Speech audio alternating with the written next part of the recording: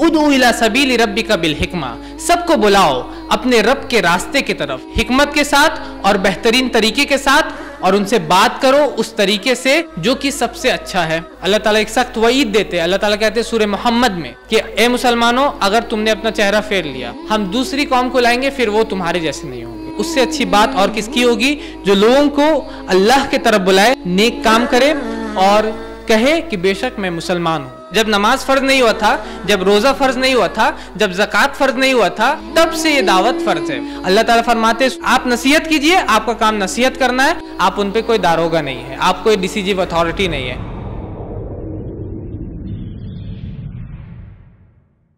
बिस्मिल्लाह, अल्हम्दुलिल्लाह वस्सलातु वस्सलाम अला रसूलिल्लाह, अम्मा बाद। मैं हामिद रज़ा हाशमी और अपने पूरे IRPC की टीम से आप सभी का इस्तकबाल करता हूँ। अस्सलाम वालेकुम वरहमतुल्लाहि वबरकातुहू। अल्लाह की सलामती, रहमत और बरकत आप सभी पर हो। हम सभी आप सभी का शुक्रगुजार हैं कि आप लोगों ने अपना कीमती वक्त निकाला और आज हमारे प्रोग्राम में आने का आप लोगों ने कोशिश की। चलिए इस प्रोग्राम की हम शुरुआत करते हैं कुरान करीम की तिलावत से, और इसके लिए मैं बुलाना चाहूँगा अब्दुल वाहिद को कि वो आए और कुरान करीम की तिलावत करे सूरह फुसिलत, सूरह नंबर 41 आयत नंबर 33 की। अस्सलामु अलैकुम वरहमतुल्लाहि वबरकातुहू। अऊज़ु बिल्लाहि मिनश शैतानिर रजीम।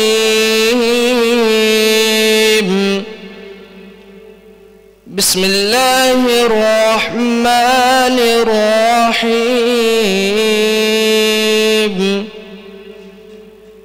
वमन अहसनु क़ौलन मिम्मन दआ इलल्लाहि वअमिल सालिहन वक़ाल इन्ननी मिनल मुस्लिमीन। अस्सलामु अलैकुम वरहमतुल्लाह।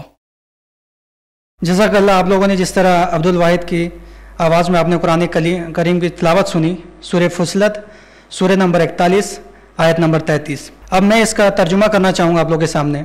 शुरू करता हूँ अल्लाह के नाम से जो बड़ा मेहरबान और रहम करने वाला है। और उससे ज़्यादा अच्छी बात वाला कौन है जो अल्लाह की तरफ बुलाए, नेकी का काम करे और कहे कि यकीनन तौर से मैं मुसलमानों में से हूँ। चलिए अब हम आगे बढ़ते हैं और आप सभी को मैं एक छोटा सा इंट्रोडक्शन देना चाहूँगा हमारे ऑर्गेनाइजेशन IRPC का। IRPC Islamic research and propagation centre, ये एक नॉन प्रॉफिटेबल चैरिटेबल संस्था है जिसकी शुरुआत 2013 में हुई है। IRPC का मकसद है लोगों तक इस्लाम की सही जानकारी पहुंचाना और लोगों की गलतफहमी को दूर करना, चाहे वो मुसलमानों में से हो चाहे वो नॉन मुस्लिम में से हो। इसके लिए हम लोग बहुत सारे तरीके अपनाते हैं, जैसे कि पैम्पलेट बांटना, लोगों में कुरान डिस्ट्रीब्यूट करना, बांग्ला कुरान, हिंदी कुरान, इंग्लिश कुरान, बहुत सारे पैम्पलेट्स और बहुत सारे मिसकंसेप्शंस के जो पैम्पलेट्स होते हैं, जो भी उनके सवालात होते हैं, उससे रिलेटेड हम पैम्पलेट बांटते हैं। और हम बहुत सारे प्रोग्राम भी ऑर्गेनाइज करते हैं। इंडिया के बहुत सारे स्टेट में हमने प्रोग्राम ऑर्गेनाइज किया है और लोगों तक हमने ये बात पहुंचाई है इस्लाम की। IRPC का एक अपना लाइब्रेरी भी है जहां पर कॉम्परेटिव रिलीजन, हर धर्म की किताब आपको मिल जाएगी और लगभग 1000 से ज़्यादा किताबें हमारे पास है। IRPC का अपना एक सोशल मीडिया भी है, यूट्यूब पर और फेसबुक पर IRPC इंडिया के नाम से, जहां पर आपको सैकड़ों वीडियोस मिल जाएंगे इस्लाम के मुताबिक। बहुत सारे लोग जो इस्लाम पर सवाल उठाते हैं और जो इल्ज़ामात लगाते हैं, उससे रिलेटेड सैकड़ों वीडियो आपको इन चैनल पर मिल जाएगी। IRPC जो है वो सोशल वर्क भी करती है लोगों तक, जैसे कि इस बार लॉकडाउन लगा, इस बार पैंडेमिक हुआ और बहुत सारे लोग जिनका काम बंद हो गया और राशन ख़त्म हो गए, तो IRPC ने राशन डिस्ट्रीब्यूट करा। और वक्त वक्त पर ये जैसे ठंड के मौसम पे कपड़े बांटना, फ्री डिस्ट्रीब्यूट करना, कंबल बांटना, इस तरह के सोशल वर्क से भी IRPC जुड़ा हुआ है और वो ग्रिडी में ये कर रहा है। आइए अब हम आज के इस प्रोग्राम के टॉपिक पर आते हैं, जो कि है दावत एक सख्त वईद। इसका दावा, जैसा कि हम जानते हैं कि आज हम मुसलमानों के लिए बहुत ज़रूरी है कि हम लोगों में दावा करें और लोगों तक इस्लाम का हक बात पहुँचाए। जैसा कि हमारे नबी सल्लल्लाहु अलैहि वसल्लम ने फरमाया, अपनी ज़िंदगी में जब वो आए उन्होंने बताया कि मेरे बाद कोई पैगंबर नहीं, तुम्हारे बाद कोई उम्मत नहीं। मतलब अब कोई पैगंबर नहीं आएगा और हमारे बाद कोई उम्मत नहीं है। तो ये जो दावत, लोगों तक इस्लाम की बात पहुँचाना, ये रिस्पॉन्सिबिलिटी हम पर है। कि हम लोगों तक इस्लाम की बात पहुंचाए। जो भी इस्लाम पर सवाल उठाए जाते हैं, जो भी इल्ज़ामात लगाए जाते हैं, उसका हम दिफा करें, हम लोगों तक हक बात पहुंचाए। और ये हमारे लिए बहुत ज़रूरी है। अगर हम नहीं करेंगे तो फिर ये हमारे लिए प्रॉब्लम हो सकता है। और इसी प्रोग्राम को और आगे बढ़ाने के लिए मैं आज के स्पीकर शदाब अहमद को बुलाना चाहूँगा और इनका छोटा सा इंट्रोडक्शन देना चाहूँगा कि ये हमारे organisation IRPC Islamic research and propagation centre के ये फाउंडर है और प्रेसिडेंट है, जो कि 2013 से एक्टिव है अल्हम्दुलिल्लाह। और ये शेख अहमद दिदात से मुतासिर है और ये अब तक बहुत सारे प्रोग्राम कर चुके हैं, बहुत सारे इंडिया के अलग अलग स्टेट में जाके ये अपने लेक्चर्स दे चुके हैं, जिसमें से बहुत सारे लेक्चर्स जैसे इस्लाम, जिहाद, आतंकवाद, हम मुसलमान क्यों, इस्लाम में औरतों का मकाम, तस्लीमा नसरीन की लज्जा और धर्म में एकता, जिसमें अलग अलग स्पीकर, हर धर्म के स्पीकर आए थे, स्कॉलर आए थे और उन्होंने अपनी बात रखी और लोगों तक हम लोगों ने पैगाम पहुंचाने की कोशिश की कि भाई धर्म में एकता किस तरह किया जा सकता है, किस बेसिस पे हम एक हो सकते हैं। चलिए और ज़्यादा डिले ना करके मैं अब शदाब अहमद को बुलाना चाहूँगा कि वो आए और इस टॉपिक पर अपनी बात रखें। अल्हम्दुलिल्लाह वस्सलातु वस्सलाम अला रसूलिल्लाह व अला आलिहि व अस्हाबिहि अजमईन, अम्मा बाद। औज़ु बिल्लाहि मिनश शैतानिर रजीम, बिस्मिल्लाहिर रहमानिर रहीम। कुल इन काना आबाउकुम व अबनाउकुम व इख्वानुकुम व अज़वाजुकुम व अशीरतुकुम व अम्वालुन इक्तरफ्तुमूहा व तिजारतुन तख्शौन कसादहा व मसाकिनु तरदौनहा अहब्बा इलैकुम मिनल्लाहि व रसूलिहि व जिहादिन फी सबीलिहि फतरब्बसू हत्ता यातियल्लाहु बिअम्रिहि वल्लाहु ला यहदिल कौमल फासिकीन। रब्बि इश्रह ली सदरी व यस्सिर ली अमरी वहलुल उक़दतम मिन लिसानी यफ़क़हू क़ौली। रिस्पेक्टेड चेयरपर्सन और आप सभी जो हमको इस प्रोग्राम में देख रहे हैं लाइव, आप सभी का मैं इस्तकबाल करना चाहता हूँ इस्लाम के तरीके पे। अस्सलामु अलैकुम व रहमतुल्लाहि व बरकातुहू, जिसका मतलब हुआ अल्लाह की सलामती, रहमतें और बरकतें आप सभी के साथ हो। आज का जो मेरा उन्वान है वो है दावत एक सख्त वईद, दावा ए डायर वार्निंग। जब भी एक कम इल्म रखने वाला मुसलमान मेरे इस उन्वान को सुनता है तो वो दावत से सोचता है शादी और बिरयानी, और जब वो सुनता है एक सख्त वईद तो वो समझता है कि हो सकता है कि शादी में जाने से मना कर रहे होंगे, या हो सकता है कि बिरयानी में किसी ने जहर मिला दिया होगा। तो ऐसा कुछ भी नहीं हुआ है। और जब इस्लाम से थोड़े जुड़े हुए, यानी कि जो कि थोड़ा सा जानते हैं इस्लाम को और जो मस्जिदों से थोड़े जुड़े हुए हैं, वो लोग सुनते हैं, ऐसे मुसलमान मेरे उन्वान को सुनते हैं दावत एक सख्त वईद, तो वो उससे वो दावत समझते हैं जो वो मुसलमानों में करते हैं, मतलब जो वो मुसलमानों में दावत करते हैं उसके बारे में वो सोचते हैं। और एक सख्त वईद तो वो सोचते हैं पता नहीं क्या ये बोलने वाले हैं। लेकिन मैं इन दोनों ग्रुप से ताल्लुक नहीं रखता। मैं उस दावत की बात करूंगा जिसके बारे में अल्लाह ताला फरमाते हैं सूरह नहल सूरह नंबर 16 आयत नंबर 125 में अल्लाह ताला कहते हैं उदू इला सबीली रब्बिका बिल हिकमा, सबको बुलाओ अपने रब के रास्ते की तरफ हिकमत के साथ और बेहतरीन तरीके के साथ, और उनसे बात करो उस तरीके से जो कि सबसे अच्छा है। अल्लाह ताला फरमा रहे, हमको हुक्म दे रहे हैं, हमको ऑर्डर कर रहे हैं कि दावत करो। और ये जब अल्लाह ताला हुक्म देते हैं तो ये हमारे ऊपर फर्ज हो जाता है। जैसे अल्लाह ताला फरमाते अकीमिस सलाह, नमाज कायम करो, तो नमाज पढ़ना क्या हो जाता है, फर्ज हो जाता है। उसी तरह जब अल्लाह ताला फरमाते हैं कि दावत करो तो दावत फर्ज हो जाता है हर मुसलमान के ऊपर, चाहे वो गोरा हो या काला, चाहे वो अमेरिकन हो या एशियन, चाहे वो अमीर हो या गरीब, चाहे वो इंडियन हो या बांग्लादेशी। ये उसका जिम्मेदारी है, ये उस पर ये ड्यूटी है कि वो इस्लाम के मैसेज को पहुंचाए, इस्लाम के पैगाम को पहुंचाए उन तक जिन तक इस्लाम का मैसेज नहीं पहुंचा। ये उसकी जिम्मेदारी है कि इस्लाम के पैगाम को उन तक पहुंचाए जिन तक इस्लाम का सही पैगाम नहीं पहुंचा। और ये दावत करना हर मुसलमान पे फर्ज है। और ये मैं कहता हूं कि ये एक अव्वल फर्ज है। अव्वल फर्ज का मतलब होता है कि जब रोज़ा, नमाज, हज और ज़कात ये चीज़ें फ़र्ज नहीं थी तब से ये दावत फ़र्ज है। मतलब कि जब नमाज फ़र्ज नहीं हुआ था, जब रोज़ा फ़र्ज नहीं हुआ था, जब ज़कात फ़र्ज नहीं हुआ था, तब से ये दावत फ़र्ज है। ये एक अव्वल फर्ज है, फर्स्ट ड्यूटी हर मुसलमान के ऊपर, और ये कोई एक्स्ट्रा करिकुलर एक्टिविटी नहीं है।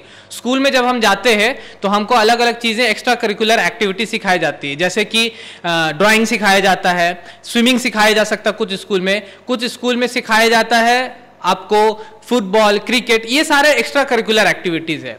अगर कोई बच्चा स्कूल में जाने वाला ये बोले कि मुझको ड्राइंग नहीं करना, तो आप बोलेंगे ठीक है, आपको ड्राइंग नहीं करना, वो उसके लिए वजह देगा, उसके लिए रीज़न देगा, तो वो बोलेंगे ठीक है, अगर ड्राइंग नहीं करना तो सही है। अगर कोई बच्चा ये बोले कि मुझको क्रिकेट नहीं खेलना और उसके पीछे वो रीज़न दे, तो आप बोलिएगा ठीक है, तुमको क्रिकेट नहीं खेलना ये रीज़न है। लेकिन अगर कोई बच्चा, कोई स्टूडेंट ये कहे कि मुझको बोर्ड एग्जाम पास नहीं करना, मुझको पढ़ाई नहीं करना, मुझको एजुकेटेड नहीं होना, तो आप बोलिएगा तब तो तुमने अपना अव्वल फर्ज भुला दिया, तुमने अपना फर्स्ट ड्यूटी भुला दिया, तुम्हारा जो अव्वल फर्ज था, फर्स्ट ड्यूटी था, उसी को तुमने खत्म कर दिया। तो उसी तरह अगर कोई मुसलमान है जो ये कहता है कि मुझको दावत नहीं करना, वो इसी स्टूडेंट के जैसा है जो कह रहा है कि मुझको पढ़ना नहीं है, जो कह रहा है कि मुझको बोर्ड पास नहीं करना।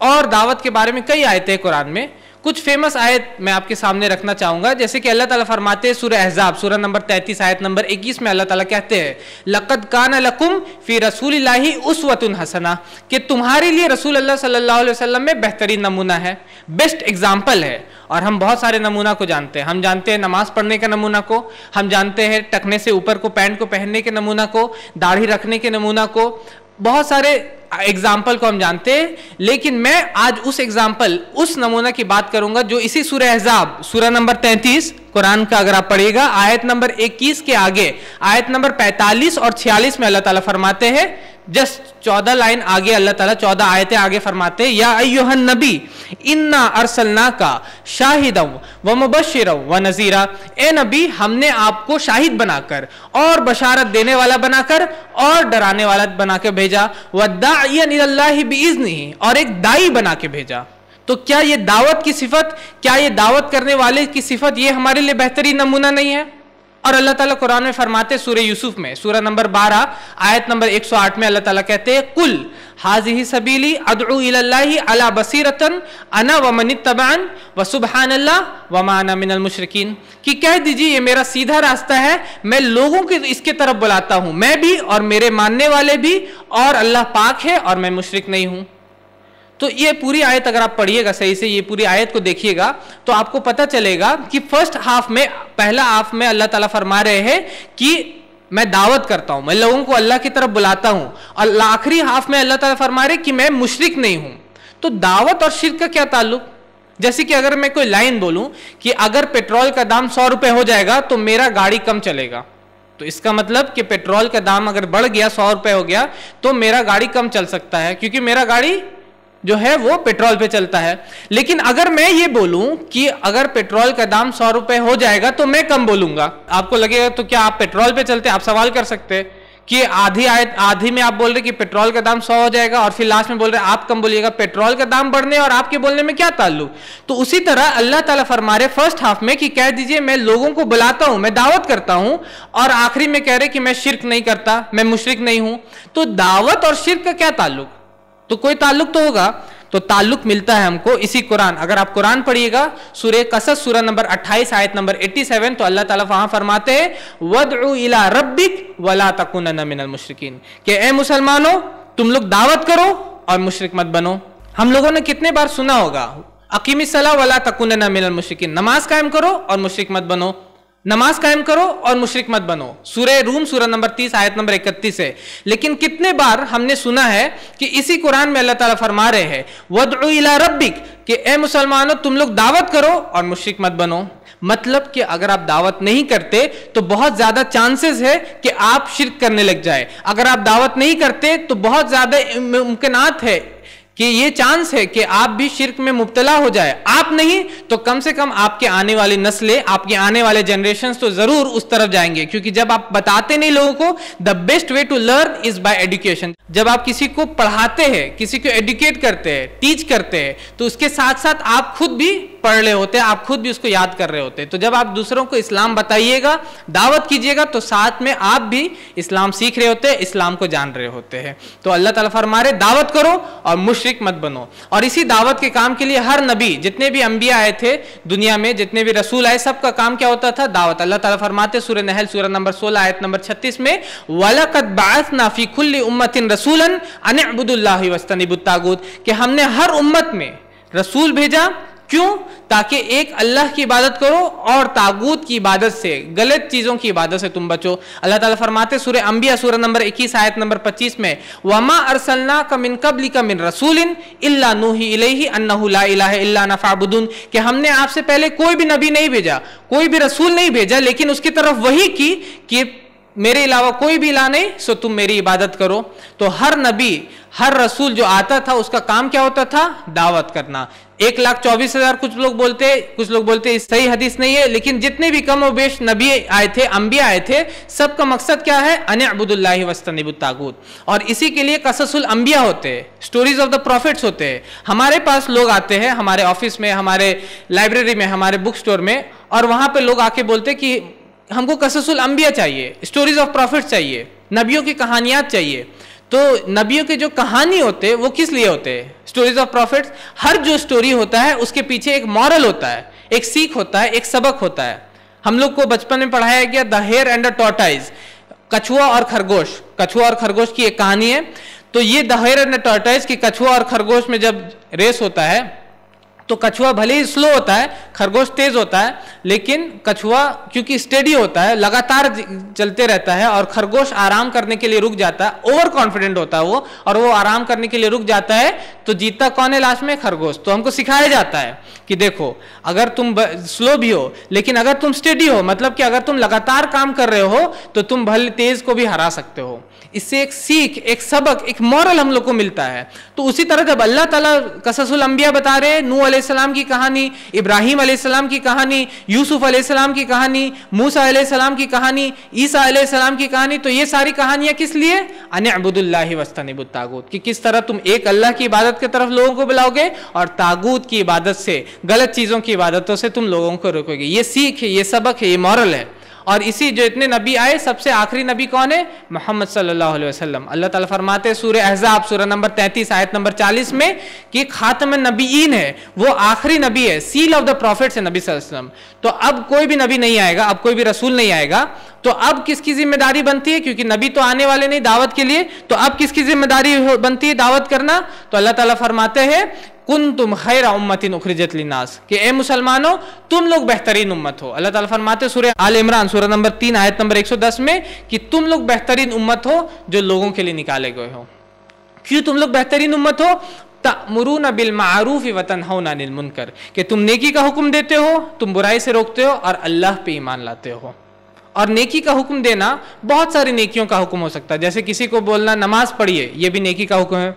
किसी को बोलना कि आप अपने माँ बाप की खिदमत कीजिए, नेकी का हुक्म है। किसी को बोलना कि ज़कात दीजिए, ये भी नेकी का हुक्म है, भलाई की तरफ बुलाना है। लेकिन मैं पूछता हूँ कि सबसे भली बात कौन सी होगी? कोई बोलना चाहेगा सबसे भली बात? कि सबसे नेकी में का हुक्म में सबसे भली बात क्या होगी, सबसे बड़ी बात क्या होगी? एक अल्लाह की तरफ बुलाना, दावत करना, एक ऐसा कलमा की तरफ, ला इलाहा इल्लल्लाह मुहम्मद रसूलुल्लाह, जिसके वजह से आप एक इंसान जहन्नम से जन्नत की तरफ जाता है। और बुराई में से रोकना, शराब मत पीजिए, ये भी बुराई से रोकना है। जुआ मत खेलिए, ये भी बुराई से रोकना है। बुरा काम मत कीजिए, जिनाकारी मत कीजिए, ये भी बुराई से रोकना है। लेकिन सबसे बुरी बात क्या चीज हो सकती है?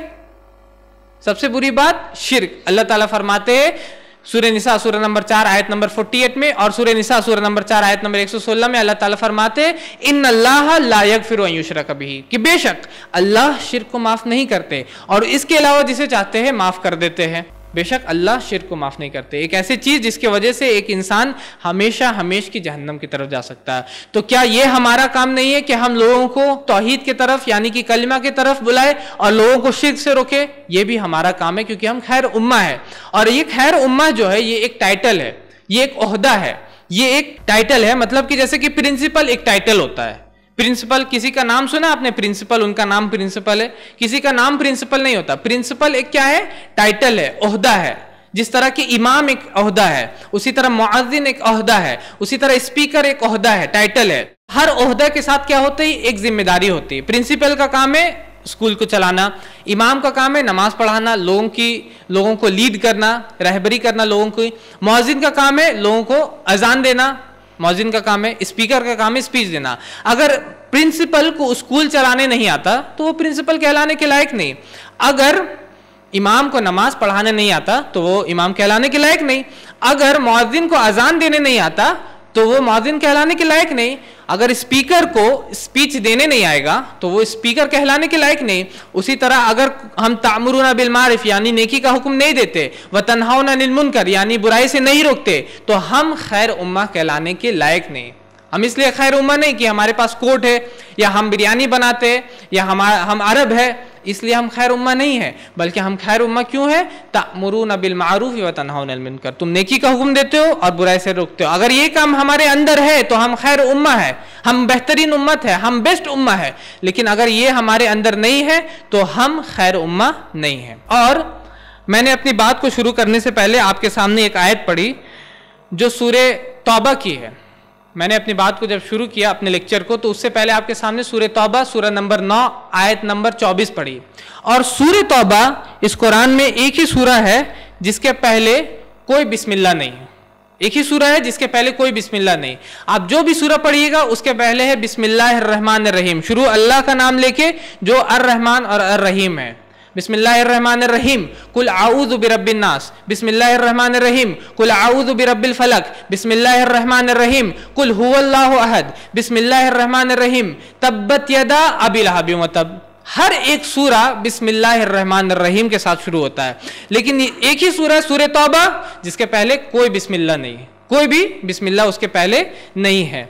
तो इसके बारे में कुछ स्कॉलर्स वो ये कहते हैं कि क्योंकि एक मुआहिदा था मुशरिकीन मक्का यानी कि जो मक्का के मुशरिक थे उनके दरमियान और मदीना में जो मुसलमान रहते थे उनके दरमियान एक मुआहिदा था, एक पीस ट्रीटी थी, एक सुलह था। और ये मुशरिकीन मक्का ने इस पीस ट्रीटी को तोड़ दिया था, यूनिलैटरली उन्होंने उसको तोड़ दिया। उनके जो अलायंस के ट्राइब थे उन्होंने उसको तोड़ दिया था। तो अल्लाह ताला ये सूरह नाजिल करते हैं कि 4 महीने में चीजों को ठीक करो वरना जंग का ऐलान। और अल्लाह ताला फिर बोलते हैं कि मुश्रिकों से खातिब करके बोलते हैं कि 4 महीने में चीजों को ठीक करो वरना जंग का ऐलान। और उसके आगे इसी सूरह के आगे सूरह आयत नंबर जब 24 में अल्लाह ताला पहुंचते हैं तो अल्लाह ताला कहते हैं, अल्लाह ताला पहले मुखातिब है मुश्रिकों से और अब मुखातिब है मुसलमानों से। अल्लाह ताला कहते हैं कुल, कहो इनसे जो कहते हैं कि हम मुसलमान हैं, कहो इनसे जो कहते हैं कि हम अल्लाह और उसके रसूल पे मानते हैं, इनकाना आबाउकुम, अगर वो तुम्हारे बाप हो, वो अबनाउकुम या तुम्हारे बेटे हो, वो इख्वानुकुम या तुम्हारे भाई हो, वो अजवाजुकुम या तुम्हारे बीवी या शौहर हो, वो अशीरतुकुम या तुम्हारे रिश्तेदार हो। अल्लाह ताला नाम ले रहे, तुम्हारे बाप, तुम्हारे बेटे, तुम्हारे भाई, तुम्हारे बीवी या शौहर, तुम्हारे रिश्तेदार, व अमवालुन इक्तरफ्तुमूहा या जो माल तुमने कमाया हो, व तिजारतुन तखशौना कसादा या जो तिजारत जिसके डर में, जिसकी कमी में तुम डरते हो, जिसके वजह से तुम सोचते हो कि अगर मैं दावा करूंगा तो इसमें कमी हो जाएगी। व मसाकिन तरदौना या वेल फर्निश्ड होम, इस एयर कंडीशन वाले घर में जिसमें तुम रहते हो, एसी वाले घर में या हीटर वाले घर में जिसमें तुम रहते हो। अल्लाह ताला 8 चीजों का नाम ले रहे हो। अल्लाह ताला कह रहे हैं तुम्हारे बाप, तुम्हारे बेटे, तुम्हारे भाई, तुम्हारे बीवी या शौहर, तुम्हारे रिश्तेदार, तुम्हारा माल, तुम्हारा बिजनेस या तुम्हारा घर। अल्लाह ताला कहते हैं अगर इन 8 चीजों से तुमको ज्यादा मोहब्बत है, अहब्बा इलैकुम मिनल्लाहि, अल्लाह से ज्यादा, व रसूली और उसके रसूल से ज्यादा, व जिहादिन फी सबीली और उसके रास्ते में जिहाद करने से ज्यादा, जिद्दोजहद करने से ज्यादा, उसके रास्ते में स्ट्राइव और स्ट्रगल करने से ज्यादा, तो अल्लाह ताला फरमाते फतरबसु, यू वेट, तुम ठहरो। और जब अल्लाह ताला वेट करने को बोलते हैं तो अल्लाह ताला का वेट बोलने का मतलब ये नहीं होता, ठहरो बोलने का मतलब ये नहीं होता कि हम लोग को ठहरना है। जैसे कि मिसाल के तौर पे आप किसी से लड़ाई करते हैं और आप उसको मारते हैं। आप एक लड़का है जिसको आप मारते हैं अपने एरिया में, अपने मोहल्ला में। नेक्स्ट बार आप उसके एरिया में जाते हैं, उसके मोहल्ले में जाते हैं और वो आपको देख के बोलता है वेट, रुको वहीं पर, तो आप क्या कीजिएगा? आप वेट कीजिएगा, आप रुकिएगा नहीं, आप रुकिएगा नहीं वहां पर, आप वहां पर से भागिएगा, क्योंकि अगर आप वहां पर रुक जाते हैं तो आपको वहां पर से हमको उठा करके लाना होगा। तो उसी तरह जब अल्लाह ताला फरमा रहे फतरब्बसू, यू वेट, तो इसका मतलब वेट नहीं होता, इसका मतलब होता है यू हैव टू रन, आपको भागना होगा, आपको उठना होगा, आपको काम करना होगा। और हम लोग किस तरह से वेट कर रहे हैं, हम लोग किस तरह से ये कर रहे हैं, उसका एग्जाम्पल मैं आपको देना चाहूँगा। ये मेरे हाथ में कुछ बुक्स है, अलग अलग पब्लिकेशन है, जैसे कि ये है रीचिंग मुस्लिम्स टुडे, ये एक बुक है, रांची के बाइबल सेंटर में मुझको मिलता है। रीचिंग मुस्लिम्स टुडे, मुसलमानों को में कैसे आपको दावत करना, वो इसमें पूरा का पूरा सिखा रहे हैं, रीचिंग मुस्लिम्स टुडे। हम लोग क्या कर रहे हैं, इस बुक में आप पढ़िएगा तो किस तरह आपको वो कोट करना है, किस तरह आपको कुरान कोट करना है, किस तरह उनमें काम करना है, ये सारा का सारा आपको इसमें सिखाते हैं। हम लोग क्या कर रहे हैं, फतरब्बसू, वी आर वेटिंग। ये एक और, मैं जब वहां बाइबल सेंटर में जाता है, मेरे साथ मेरी एक बहन भी रहती है, वो भी जाती है, जो हिजाब में रहती है, तो वो फौरन निकाल के देती है ये बुक हमको, द टॉर्न व्हील, और उसके बाद ये बियॉन्ड द व्हील, ये दोनों बुक हमको देते हैं। हिजाब को फाड़ा हुआ हिजाब, मतलब कि हिजाब को खत्म कर दो, the torn wheel, Gulshan Easter. हम लोग क्या कर रहे हैं, फतरब्बसू, वी आर वेटिंग। उसी तरह ये और एक बुक है, द इमाम्स डॉटर, इमाम की बेटी, इमाम की बेटी क्रिश्चियन बनती है, ये एक और बुक है। हम लोग क्या कर रहे हैं, फतरब्बसू, वी आर वेटिंग। उसी तरह नया अहदनामा उर्दू में, किसके लिए, उर्दू में जब नया अहदनामा छापते तो किसके लिए, जाहिर सी बात है आपके लिए। हम लोग क्या कर रहे हैं, फतरब्बसू। ये एक और कई फतअरफुल्लाह, ये अरबी में ये है पैम्पलेट। अगर आप में से किसी को भी ये पैम्पलेट गिरा हुआ जमीन में मिलेगा या कहीं पर भी मिलेगा, आप इसमें देखिएगा अरबी है, कई फतअरफुल्लाह अल्लाह, इसको चूमेगा और इसको अपने पॉकेट में रख के घर जाइएगा और घर में जाकर के इसको अपने कुरान के बगल में रख दीजिएगा। आपको पता है ये क्या है, क्रिश्चियनिटी, ये ईसाइयत है, पूरा का पूरा क्रिश्चियनिटी है। आपको पता भी नहीं चलेगा कि ये क्रिश्चियनिटी है, आप सोच भी नहीं सकते ये क्रिश्चियनिटी है। उसी तरह जीवन देवता की साधना और आराधना, पंडित श्री राम शर्मा आचार्य, पंडित श्री राम शर्मा आचार्य, उर्दू में, किसके लिए, आपके लिए। उसी तरह ये बहुत सारे बुक्स है मेरे पास। ये गुलशन ईस्टर की बुक है, आई डेड टू कॉल हिम फादर, ये इनका बिल्किस शेख, आई डेड टू कॉल हिम फादर। और ये बुक क्रीडी का पब्लिकेशन है, तीसरी आंख, कबीरपंथी पब्लिकेशन है। ये अंदर में तीसरी आंख अपने बुक में कुरान को लिखते, कोट करते, सूरह तौबा सूरह नंबर 9 आयत नंबर 5, उसी तरह सूरह निसा सूरह नंबर 4 आयत नंबर 101, सब को आउट ऑफ कॉन्टेक्स्ट वो कोट कर रहे हैं। हम क्या कर रहे हैं, फतरब्बसू, वी आर वेटिंग। इस पर मैं बुक्स पे बुक्स दिखा सकता हूँ। कुरान के बारे में ऐतिहासिक फैसला, कुरान के अगेंस्ट में ये बुक है, इसमें 24 आयतें वो कोट करते हैं कुरान के बारे में, उस तरह के, तो ये बुक है। और ब्रह्मा कुमारी, ब्रह्मा कुमारी का नाम आपने सुना होगा, एक सेक्ट है, हिंदू धर्म का एक फिरका, एक सेक्ट है ब्रह्मा कुमारी, उनका ये पैम्पलेट है, जहन्नम से जन्नत की रहनुमाई की जेबी किताब, पॉकेट बुक, जहन्नम से आपको जन्नत में ले जाएगी। और इस बुक में, ये हर एक बुक में अलग अलग मदरसा जा रहे हैं और उसका वो फोटो डालते हैं, अलग मदरसा फोटो, एक मदरसा फोटो, अलग मदरसा फोटो। उसी तरह इनका ये पैम्पलेट्स, अल्लाह का पैगाम इंसानी रूहों के नाम, अल्लाह का पैगाम इंसानी रूहों के नाम, कौन छाप रहा है ये ब्रह्मा कुमारी का पैम्पलेट है आपके लिए, चांद सितारा 786 और 22 से साइंड, अल्लाह ताला, सिग्नेचर भी है, अल्लाह ताला यहाँ साइन करके दिया आपको, किसके लिए, आपके लिए। हम लोग क्या कर रहे हैं, फतरब्बसू। और ये फाइनली ब्रह्मा कुमारी का एक और पैम्पलेट है मेरे पास, इसमें ये अपना पूरा का पूरा पैगाम जो मैसेज है उसको छाप करके वो लास्ट में लिखते हैं कि मेरा फर्ज पूरा हुआ, बाकी तुम्हारी मर्जी। इसमें एंड में लिख रहे हैं कि मेरा फर्ज पूरा हुआ, बाकी तुम्हारी मर्जी, जाओ जहन्नम में जलो, मेरा काम हो गया। जो एक मुस्लिम का एक ड्यूटी है, एक फर्ज है एक पैगाम पहुंचाने का, उसका ये जिम्मेदारी था कि आपका ड्यूटी कि आप अपना पैगाम को पहुंचाए। एक छोटा सा ग्रुप जिसको ब्रह्मा कुमारी बोलते हैं, जो कि अपने गुरु को भगवान मानते हैं, वो लोग इसको एज अ ड्यूटी समझ करके वो अपने बोल रहे कि मेरा फर्ज पूरा हो, बाकी तुम्हारी मर्जी। हम क्या कर रहे हैं, फतरब्बसू, वी आर वेटिंग, हम लोग सिर्फ वेट कर रहे हैं।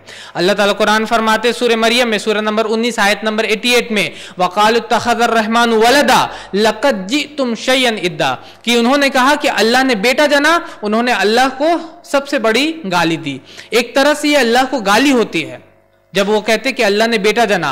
तकादुस समावातु यतफत्तरना मिन्हु व तनशक्कुल अर्दु व तखिरुल जबालु हिद्दा। अगर आसमान को इमोशन होता, जिस तरह के हमको इमोशन होता, हमको फीलिंग होता है, हमको कोई चीज समझ में आता, फील होता है, तो अगर आसमान को इमोशन होता तो वो फट जाता, और जमीन को होता तो वो भी फट जाते और पहाड़ रेजा रेजा होके गिर जाते। लेकिन हमको एज अ मुस्लिम कोई फर्क नहीं पड़ता, हमको कोई फर्क नहीं पड़ता कि वो क्या बोल रहे हैं और कौन क्या चीज अल्लाह के बारे में बोल रहा है।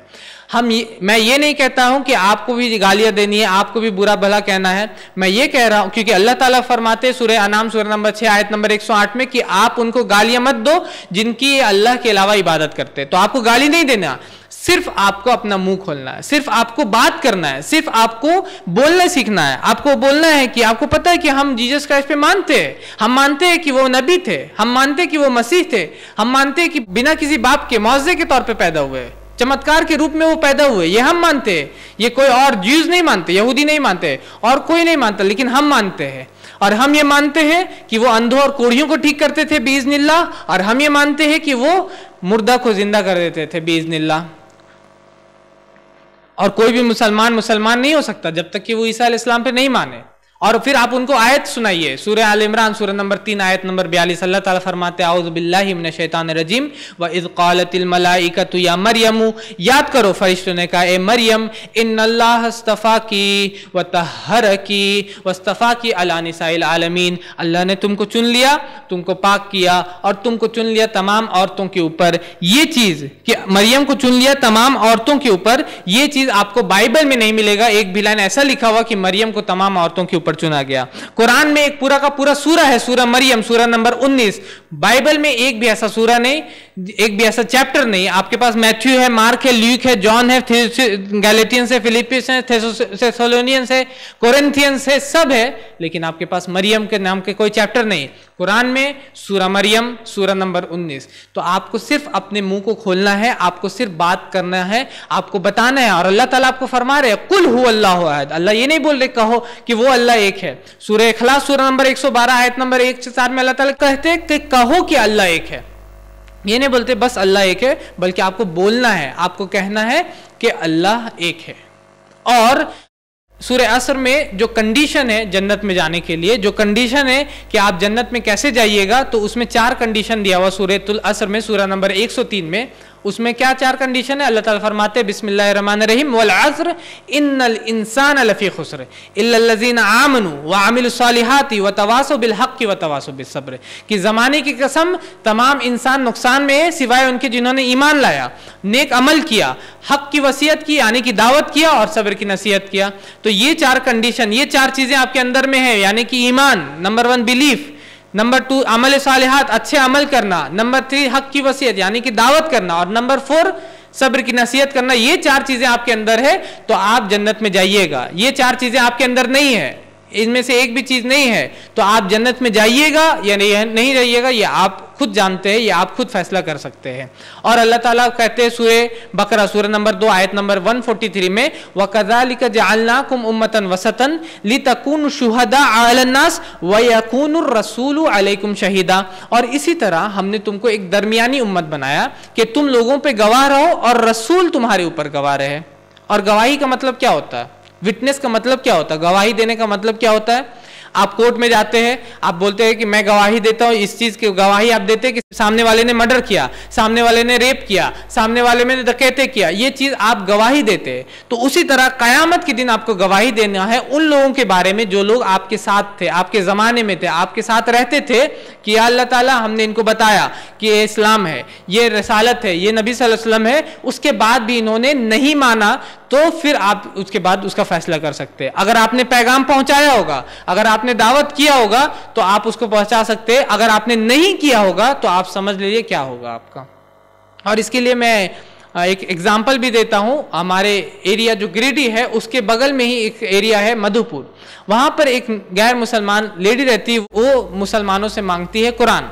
और जब वो कुरान मांगती है तो एज यूजुअल मुस्लिम्स, बहुत सारे मुस्लिम भाई हमारे, वो उनको कुरान नहीं देते, आप नहीं पढ़ सकते या आप नहीं ले सकते, और फिर उसी हालत में उनका इंतकाल हो जाता है। अब उनका क्या होगा आप सभी जानते हैं, उनका क्या होने वाला है। अब मैं ये सवाल करता हूं कि अब कयामत के दिन जब वो आएगा तो आप क्या कीजिएगा? अगर आपके सामने वो एक नॉन मुस्लिम, सिर्फ एक नॉन मुस्लिम लेडी है, सिर्फ एक है जिसने कुरान को आपसे मांगा था और फिर भी आपने नहीं दिया, आप सोच सकते हैं आपका पूरा का पूरा तहज्जुद, आपका पूरा का पूरा नमाज, आपका पूरा का पूरा हज और ज़कात, ये सारा का सारा कहां पर क्या हो जाएगा? सिर्फ एक औरत, एक लेडी, एक नॉन मुस्लिम लेडी, और उन्होंने आपसे कुरान मांगा और आपने उसको नहीं दिया। अभी हमने उनके हस्बैंड को, जो उनके हस्बैंड ने उनको कुरान दिया है, लेकिन आप सोच सकते हैं कि वो जो अल्लाह ताला जब फरमा रहे कि आपको गवाही देना है, तो वो कितनी इंपॉर्टेंट रिस्पॉन्सिबिलिटी है आपकी, कितनी अहम जिम्मेदारी है आपके ऊपर जो अल्लाह ताला आपको दे रहे हैं, जिसके बारे में आप सोच भी नहीं सकते। इसलिए मैं ये कहता हूं कि जब आपके ऊपर ये जिम्मेदारी है तो अल्लाह ताला भी फरमाते हैं कि सूरह आल इमरान सूरह नंबर 3 आयत नंबर 104 में कि वल तकुम मिनकुम उम्मतिन यदऊना इलल खैर, कि तुम में एक ग्रोह ऐसा होना चाहिए जो लोगों को खैर की तरफ बुलाए और नेकी का हुक्म दे और बुराई से रोके। मतलब कि एक स्पेशलाइज ऑर्गेनाइजेशन भी ऐसा होना चाहिए तुम में जो कि दावत करे, जो कि लोगों को इस्लाम के बारे में बताए, सही इंफॉर्मेशन इस्लाम की दे। तो आप में एक ऑर्गेनाइजेशन ऐसा भी होना चाहिए जो फुल टाइम दाइज का हो, जो कि 100% अपना ये काम करे कि वो इस्लाम की दावत दे, और दूसरे लोगों की ये जिम्मेदारी है कि उनका सपोर्ट करे। दूसरे लोगों की ये जिम्मेदारी है कि देखे कि वो वहां पर मौजूद है और वो काम को कर रहे हैं और वो उनको सपोर्ट करे। और उसके बाद भी बहुत सारे हो सकते हैं, बहुत सारे हमारे मुस्लिम भाई वो कह सकते हैं कि ये हमारा काम नहीं, या क्या फ़ायदा, या हम नहीं इसके मतलब हमको क्या मतलब, कोई कर रहा है या नहीं कर रहा है, हमको इससे मतलब नहीं। तो अल्लाह ताला एक सख्त वईद, एक डायर वार्निंग देते हैं, अल्लाह ताला एक सख्त वईद देते हैं। अल्लाह ताला कहते हैं सूरह मोहम्मद में सूरह नंबर 47 आयत नंबर 38 में अल्लाह ताला कहते हैं वाइन ततवल्लो, कि ए मुसलमानों अगर तुमने अपना चेहरा फेर लिया, यस्तब्दिल कौमन गैरकुम सुम्मा ला यकुनु अमसालकुम, कि अगर तुमने अपना चेहरा फेर लिया हम दूसरी कौम को लाएंगे फिर वो तुम्हारे जैसे नहीं होंगे। अगर मेरा ये मोबाइल काम नहीं करता तो मैं क्या करता हूं, इसको रिप्लेस करता हूं। अगर मेरे पास आईफोन भी है, बहुत आईफोन भी मेरे पास है और वो कॉल नहीं लगा पाता दूसरे जगह, तो मैं क्या करूंगा, इसको अपने सर पे लेके नहीं घूमूंगा, इसको रिप्लेस करूंगा। तो उसी तरह अल्लाह ताला का भी यही कानून है कि जब कोई काम नहीं करता तो अल्लाह ताला ये करते हैं कि यस्तब्दिल कौमन गैरकुम, हम दूसरी कौम को ले आते हैं। सबसे पहले अल्लाह ताला यहूदियों को चुनते हैं। अल्लाह ताला कहते हैं कि या बनी इस्राईल अस्कुरू निअमती अल्लती अनअमतु अलैकुम व अन्नी फद्दलतुकुम अलल आलमीन, कि ए बनी इस्राईल याद करो उन नेमतों को जो हमने तुमको दिया और ये कि हमने तुमको फजीलत दी तमाम आलमों के ऊपर। सूरह बकरा सूरह नंबर 2 आयत नंबर 47 है। तो अल्लाह ताला ने यहूदियों को चुना। 4 आसमानी किताबें जिनको हम मानते हैं, हम बोलते हैं हम मानते तौरात पे, हम बोलते हैं हम मानते जबूर पे, हम बोलते हैं हम मानते इंजील पे, और हम बोलते हैं हम मानते कुरान पे। इनमें से 3 यहूदी नबियों पे उतरा है। तौरात हजरत मूसा अलैहिस्सलाम पे जो कि एक यहूदी थे, जबूर हजरत दाऊद अलैहिस्सलाम पे जो कि यहूदी थे, इंजील हजरत ईसा अलैहिस्सलाम पे जो कि यहूदी थे। और जिन नबियों को हम जानते हैं, दाऊद, सुलेमान, यूसुफ, ये सारे के सारे जो नबी जिनको हम जानते हैं, ये सारे अक्सर जो है वो यहूदी नबी है। लेकिन हम लोग इसलिए नहीं जानते क्योंकि ये यहूदी है, बल्कि इसलिए जानते क्योंकि ये अल्लाह के बंदे हैं, अल्लाह का पैगाम पहुंचाने का काम करते थे। लेकिन जब यहूदियों ने अपने दीन को, अपने मजहब को एक रेशियल रिलीजन, एक मजहब, एक जात बना लिया कि आपको सिर्फ यहूदी पैदा होना है, आप बाहर से यहूदी नहीं बन सकते, तो अल्लाह ताला अरब को चुनते हैं। अब और उन अरबों में मोहम्मद सल्लल्लाहु अलैहि वसल्लम को भेजते और कहते हैं कुन तुम खैर उम्मतिन उखरिजत लिन्नास, कि अब तुम बेहतरीन उम्मत हो जो लोगों के लिए निकाले गए। और अरब जो होते हैं वो जाते स्पेन तक, इंडिया, हर तरफ पहुंचते हैं। और जब जब वो काम करना छोड़ते हैं, जहां जहां काम करना छोड़ते हैं, फिर जैसे जैसे वो काम छोड़ते हैं उसी तरह उनका हालत होता है। स्पेन में 800 साल की हुकूमत के बाद wiped out to a man, Spain में 800 साल हुकूमत किया, उसके बाद आपकी कंडीशन इतनी बुरी आती। इंडिया में 600 से 700 साल हुकूमत करते हैं मुसलमान, लेकिन आज क्या कंडीशन आपको पता है, आपको मुझसे बेहतर पता है कि कंडीशन क्या है मुस्लिम्स की। We are just a minority. और उसके बावजूद भी, ये हालत होने के बावजूद भी अब भी आप काम नहीं करना चाहते। अब भी हमारे मुसलमान भाई ये बोलते हैं कि हम काम नहीं करना चाहते, और उस पे एक्सक्यूज, मतलब एक्सक्यूज देने में नंबर 1 है। मैं बोलूं अगर एक्सक्यूज देने में किसी को अवार्ड मिलना चाहिए तो हमको मिलना चाहिए। हम अपने मुसलमान भाई में काम करेंगे। एक्सक्यूज, मैं कहता हूं कि क्या गैर मुसलमान आपके भाई नहीं है? क्या वो मार्स से आए हैं? क्या वो मार्स रोवर उनको लेके आया है? नहीं, बल्कि वो भी आपके भाई। अल्लाह ताला फरमाते हैं सूरह हुजरात सूरह नंबर 49 आयत नंबर 13 में, या अय्युहन्नासु इन्ना खलकनाकुम मिन ज़करिन व उन्सा व जअलनाकुम शुऊबन व क़बाइल लिताअरफू, कि ए इंसानों हमने तुम्हें एक माँ और एक बाप से पैदा किया। मतलब कि हर इंसान जो है वो बनी आदम है, हर इंसान जो वो हमारा भाई है। तो क्या अल्लाह ताला इस बात से खुश होंगे कि आपने एक भाई पे तो काम किया और दूसरे भाई को इसी तरह छोड़ दिया, दूसरे भाई को इसी तरह छोड़ दिया कि उसके लिए कुछ भी नहीं सोचा? और अल्लाह ताला फरमा रहे इन्नल्लाह ला यगफिरु मा युशरक बिही, कि अल्लाह शिर्क को माफ नहीं करेगा। अल्लाह ताला बहुत खुश होंगे कि आपने एक को देखा और दूसरे को बताया भी नहीं, उस तक कुछ बात पहुंचाया भी नहीं। और 2 बिलियन, मैं कहता हूं कि अगर 2 बिलियन मुसलमान है, 2 बिलियन से ज्यादा या 2 बिलियन, और 5 बिलियन गैर मुसलमान है, तो दोनों में काम होना चाहिए। और अगर काम ज्यादा होना चाहिए तो आपको पता है कि किस में ज्यादा होना चाहिए। आपको इन दोनों मेरे हाथ को देखने से पता चल रहा हो कि अगर काम ज्यादा होना चाहिए तो किस में काम ज्यादा होना चाहिए। बहुत सारे लोग बोलते हैं माहौल सही नहीं है, तो मैं उनको कहता हूं कि क्या आपको पता है मक्का में नबी सल्लल्लाहु अलैहि वसल्लम रहते थे तो उस वक्त का माहौल क्या था, उस वक्त का कंडीशन क्या था? अम्मार रजी अल्लाह ताला अन्हु, सुमैया रजी अल्लाह ताला अन्हा, बिलाल रजी अल्लाह ताला अन्हु, उनका वाक़यात क्या आपने सुना नहीं है? किस तरह के मुसलमानों पे जुल्म किया गया? क्या उन्होंने उस वक्त दावत छोड़ा? क्या उन्होंने उस वक्त पैगाम को पहुंचाना छोड़ा? अगर वो उस वक्त दावत को छोड़ देते तो मैं कहता हूं कि शायद हम और आप मुसलमान नहीं होते, लेकिन उन्होंने उस वक्त भी दावत किया।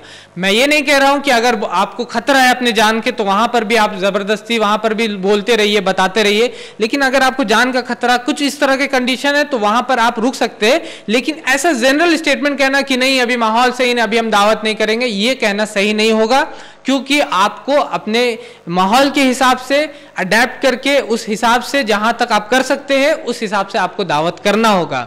बहुत सारे लोग हमारे मुसलमान भाई वो कह देते ये नहीं समझेंगे, ये क्या समझेंगे, डिसीजन देने लगते हैं एक्सक्यूज के तौर पर कि ये नहीं समझेंगे। वो पहले ही डिसीजन दे देते हैं और वो बोलते हैं कि ये नहीं समझेंगे, इसलिए वो दावत नहीं करते।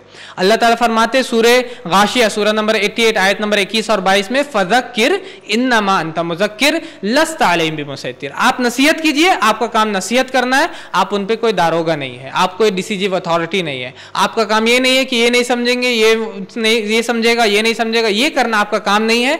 आपका काम क्या है? फज़क्किर, आपका काम है नसीहत करना, रिमाइंड करना, तो आपको नसीहत करना होगा। इस तरह के कई एक्सक्यूज है, बहुत सारे एक्सक्यूज है, लिस्ट लंबा है। जैसे कि एक और एक्सक्यूज जो हमारे मुसलमान भाई देते, हम मुसलमान ही पक्का मुसलमान नहीं है, वी आर नॉट पक्का मुसलमान, हम लोग पक्के मुसलमान नहीं है। तो मैं उनसे पूछता हूं कि पक्का मुसलमान कब बनेगा सब मुसलमान?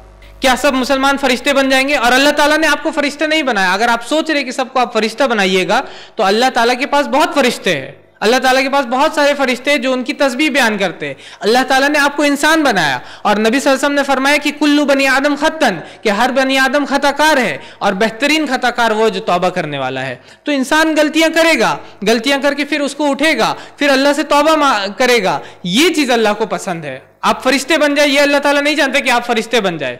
और कब तक आप पक्का मुसलमान बनिए? कब तक आप लोगों को कोई डेट है आपके पास, कोई तारीख है जब आप बोल दिए कि हाँ इतने तारीख तक हम लोगों को पक्का मुसलमान कर लीजिएगा? ये सारे के सारे एक्सक्यूज है दावत का काम नहीं करने के लिए। तो अल्लाह ताला फरमाते हैं कुरान में, ये सारे एक्सक्यूज के बावजूद अल्लाह ताला कहते हैं सूरे तौबा सूरा नंबर 9 आयत नंबर 33 में, और सूरे सफ सूरा नंबर 61 आयत नंबर 9 में, और सूरे फत सूरा नंबर 48 आयत नंबर 28 में, हुवल्लज़ी अरसला रसूलहु बिल हुदा व दीनिल हक लियुज़हिरहु अलद दीनि कुल्ली, उसी ने अपने रसूल को हिदायत देके और दीन हक देके भेजा ताकि इस दीन को हर दीन पे गालिब कर दे। इस्लाम को हर दीन पे गालिब आना है। Islam is destined to supersede over all other ism, Islam is destined to supersede over all other isms. इस्लाम को हर पे गालिब आना है, वलो करिहल काफिरून, काफिर कितना भी नापसंद करे। और अल्लाह ताला तीसरे बार कहते हैं सूरे फत सूरा नंबर 48 आयत नंबर 28 में, हुवल्लज़ी अरसला रसूलहु बिल हुदा व दीनिल हक लियुज़हिरहु अलद दीनि कुल्ली, उसी ने अपने रसूल के हिदायत देके दीन हक देके भेजा ताकि इस दीन को हर दीन पे गालिब कर दे। वकफा बिल्लाहि शहीदा, और अल्लाह काफी गवाही देने वाला कि वो अपने दीन को गालिब करेगा आपके साथ, मेरे साथ, हमारे साथ या हमारे बिना। ये मत समझिएगा कि कोई काम नहीं करेगा, आप काम नहीं करेंगे या मैं काम नहीं करूंगा तो ये चीज नहीं होगा। ये अल्लाह ताला, अगर ऐसा आप नहीं कर रहे हैं तो आप ये मत समझिए कि ऐसा होगा नहीं, क्योंकि ये अल्लाह ताला का वादा है। और अगर अल्लाह ताला आपको ये मौका दे रहा है कि आप दावत का काम करें, आप अल्लाह के दिन का काम करें, तो ये अल्लाह का एहसान है आपके ऊपर, इट्स अ प्रिविलेज, ये आपका एहसान है आपके ऊपर कि अल्लाह ताला जो आपको दे रहे हैं कि आप नबी जैसा काम करिए और नबियों वाला अजर पाइए। क्योंकि हम लोग ज्यादा काम करा लेते हैं और पेमेंट कम देते हैं, लेकिन जब अल्लाह ताला आपसे काम करवाएंगे नबियों वाला तो इंशाअल्लाह आपको अजर भी नबी वाला देंगे। और ये आपकी बदनसीबी होगी कि आप ये जान करके भी कि ये चीज़ होने वाला है, इस्लाम गालिब आएगा, फिर भी आप इस तरह के काम नहीं करते, आप सिर्फ एज अ स्पेक्टेटर रहते हैं, आप सिर्फ देखने वाले रहते हैं, तो ये आपकी बदनसीबी है कि आप दावत नहीं कर रहे।